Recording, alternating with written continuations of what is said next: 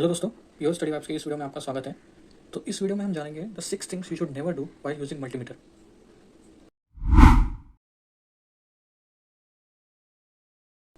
तो फर्स्ट जो चीज़ है, checking voltage while keeping multimeter in current mode. और ये जो चीज़ है, बहुत बार मैंने देखा है कि बहुत बार लोग ये गलती करते हैं कि जैसे कि अभी मेरा वोल्टेज मल्टीमीटर मैंने ऑन किया है और यहाँ पे वोल्टेज और एमीटर दो सेक्शन होते हैं मेजरमेंट के लिए। अगर आपने गलती से भी करंट पे अगर आपका सेट किया आपने मल्टीमीटर और आप वोल्टेज मेजर कर रहे हैं तो आपका मल्टीमीटर डैमेज होगा। तो ऐसा क्यों होता है, ये जानने के लिए हमको थोड़ा जो वोल्ट मीटर और एमीटर का जो इक्विवेलेंट सर्किट है उसको समझना बहुत ज़रूरी है। तो आइए उसको पहले समझते हैं। तो आइए वोल्ट मीटर और एमीटर का इक्विवेलेंट सर्किट समझते हैं। तो जैसे कि आप देख सकते हैं, ये एमीटर का इक्विवेलेंट सर्किट है। तो इसमें क्या होता है, बेसिकली जो सीरीज में रेजिस्टेंस होता है वो लो रेजिस्टेंस होता है बेसिकली। तो ये जो इक्विवेलेंट सर्किट है बेसिकली, तो ये क्या हो जाता है, ये लो इम्पीडेंस सर्किट बन जाता है। और ऑन द अदर हैंड, अगर आप वोल्टेज का अगर वोल्ट मीटर का अगर इक्विवेलेंट सर्किट देखोगे तो वोल्ट मीटर के अक्रॉस वोल्ट मीटर का जो रेजिस्टेंस रहता है वो हाई रेजिस्टेंस रहता है वोल्ट मीटर के अक्रॉस। तो उसी वजह से क्या होता है, ये जो इसका जो सर्किट होता है वोल्ट मीटर का, वो हाई इम्पीडेंस सर्किट हो जाता है। तो अगर आप समझो अभी ये एम मीटर का सर्किट है, तो एम मीटर का सर्किट के अक्रॉस अगर आप वोल्टेज दोगे, हाई वोल्टेज दोगे, तो क्या हो जाएगा कि वो लो इम्पीडेंस सर्किट है, तो वो उसमें हाई करंट फ्लो होगा। अगर आप इधर इसमें वोल्टेज अप्लाई कर रहे हो, हाई वोल्टेज अगर अप्लाई करते हो तो हाई करंट फ्लो होगा, तो चांसेस है कि वो सर्किट को डैमेज करे। So this is the reason कि आपको जो वोल्टेज है, जब आप वोल्टेज मेजरमेंट कर रहे हो तो आपको जो मल्टीमीटर है वो वोल्टेज मोड में रखना है, करंट मोड में नहीं रखना है।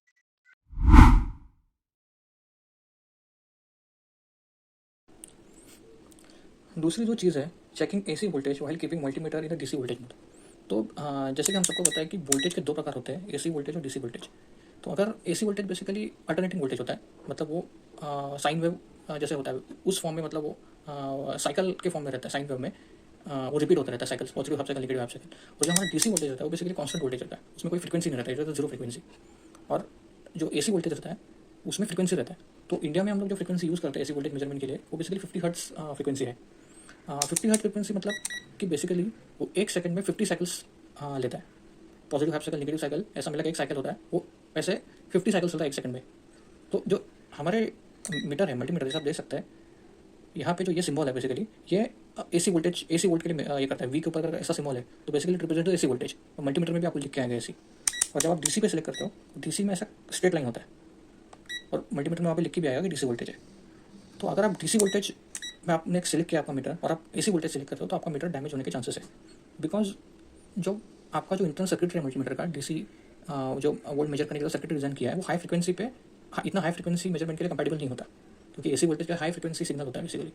तो अगर आप डीसी में, मल्टीमीटर में डीसी मोड में सिलेक्ट करके अगर आप दोगे सिग्नल दोगे मल्टीमीटर में, तो वो मल्टीमीटर को डैमेज करने का चांसेस होता है।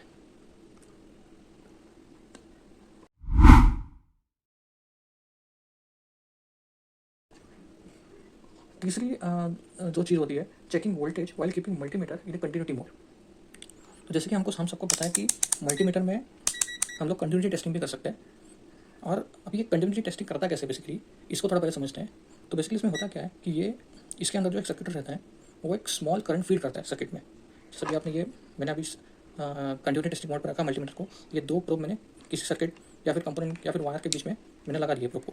तो वो क्या करेगा, एक स्मॉल करंट फीड करेगा और उससे विद रिस्पेक्ट टू दैट वो उसका रेजिस्टेंस मेजर करता है। अगर वो रेजिस्टेंस अगर 50 ओम्स के अगर नीचे हो तो फिर वो कंटिन्यूटी बीप साउंड देता है। जैसे कि अगर हम यहाँ पे इसको शॉर्ट करता हूँ तो ये बीप साउंड कर रहा है। तो बेसिकली ये जो इसका जो सर्किट रहता है, ये लो इम्पीडेंस सर्किट होता है, लो इम्पीडेंस सर्किट, और it is design for measuring the passive circuit. तो अगर आप इस पे, अगर आपने इसमें सेलेक्ट किया हुआ है मल्टीमीटर को कंटिन्यूटी मोड पर, अगर वोल्टेज मेजर कर रहे हैं तो वो बेसिकली एक्टिव सर्किट है, और ये एक्टिव सर्किट को मेजर करने के लिए डिज़ाइन नहीं किया गया।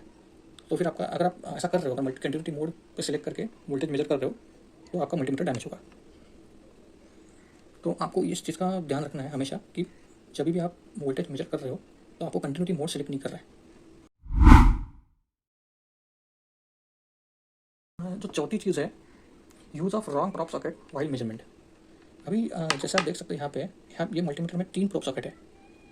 एक है एम्पियर के लिए, एक कॉमन, और एक वोल्ट ओम मेजरमेंट के लिए। अभी अगर आपने ये प्रोब को अगर आपने एम्पियर में रखा है और आप इसमें आपने वोल्टेज मेजर कर रहे हो, तो अगेन जैसे मैंने पहले कहा था कि एम्पेयर मेजरमेंट जो एम्पेयर मेजरमेंट का सर्किट होता है वो लो इंपेडेंस सर्किट होता है, और अगर आप उसमें वोल्टेज फीड कर रहे हो इतना हाई वोल्टेज, तो फिर वो बेयर नहीं कर पाएगा और वो सर्किट को डैमेज करेगा, मल्टीमीटर आपका डैमेज कर देगा।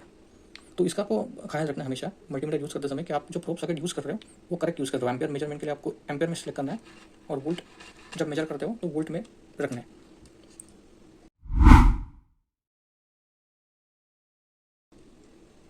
पांचवी जो चीज़ है, measuring voltage beyond the limit of your meter. अभी इसका ध्यान रखना बहुत ज़रूरी है कि आपका जो मल्टीमीटर है वो मल्टीमीटर का कितना कैपेसिटी है, मतलब कितना वो बेयर कर सकता है वोल्टेज। तो जैसे कि ये मीटर में जो हाईएस्ट रेंज दिया हुआ है वो 600 वोल्ट है। अगर मैं इसको 600 वोल्ट से अगर ज़्यादा वोल्टेज फीड करूँगा तो चांसेस है कि ये मल्टीमीटर ये डैमेज होगा, क्योंकि ये मल्टीमीटर का जो सर्किटरी या फिर कंपोनेंट्स है वो उतना हाई वोल्टेज को बेयर करने के लिए डिज़ाइन किए नहीं है। तो आप अगर इतना हाई वोल्टेज, अगर आप जैसे हाई टेंशन में होता है 1000 वोल्ट 200 किलो वोल्ट का जो वोल्टेज होता है, अगर वो आप मेजर करोगे ये मल्टीमीटर से तो ये मल्टीमीटर उड़ जाएगा। तो आपको इस चीज़ का हमेशा ध्यान रखना है कि जो आप मल्टीमीटर यूज़ कर रहे हो वो आपका जो आपको जो मेजरमेंट करना है उससे कंपैटिबल है, वो उसका रेंज में वो है, वो झेल सकता है मेजरमेंट को। तो इसका आपको हमेशा ध्यान रखना है।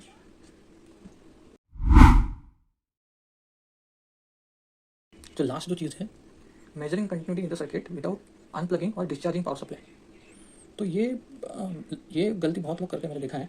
जैसे कि कंटिन्यूटी टेस्टिंग अगर आपको करना है, कोई सर्किट आपको चेक करना है और आपको कोई कंपोनेंट उसमें चेक करना है, कंटिन्यूटी चेक करनी है, केबल का चेक करना है, तो वो बहुत ज़रूरी है कि उससे पहले वो जो सर्किट है उसका जो पावर सप्लाई वो अनप्लग करें। अगर आप उसमें पावर है और आप कंटिन्यूटी टेस्टिंग कर रहे हो तो फिर वो मल्टीमीटर पर आपको डैमेज करेगा। भी जैसे मैंने पहले बताया था कि ये जो कंटिन्यूटी टेस्टिंग का जो सर्किट होता है वो पैसिव सर्किट के लिए होता है।